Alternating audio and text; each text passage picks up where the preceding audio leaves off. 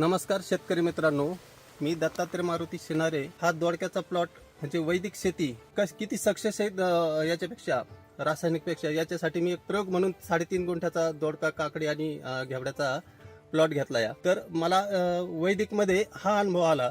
कांडोकांडी setting आणि फळांची चमक आणि मार्केटमध्ये जे रेट मिळतात इतरांपेक्षा 5 रुपये 10 रुपये जास्त या वैदिक मध्ये बाग आणला या. पण रासायनिक पेक्षा कांडोकांडी सेटिंग, फळाची गुणवत्ता, फळाची चमक आणि मार्केटमध्ये इतरांपेक्षा मिळणारा बाजारभाव हा 5 रुपये 10 रुपयांनी मला आतापर्यंत जास्त मिळत गेला. आणि वैदिक शेती ही प्रत्येकाने आवर्जून करावी. 10 एकर 5 एकर तरकारी पीक घेण्यापेक्षा 1 ते अर्धा एकर घ्यावा आणि त्याला कृषी अमृत, सॉइल चार्जर याचे मात्रा जर दिली तर रासायनिक तुम्हाला कुठलंही घेण्याची आवश्यकताच नाही. कुठलंही रसायन नसल्यामुळं, केमिकल नाही, प्रकृतीला कुठला अपायकारक नाही. शरीर निरोगी, शेतीही निरोगी.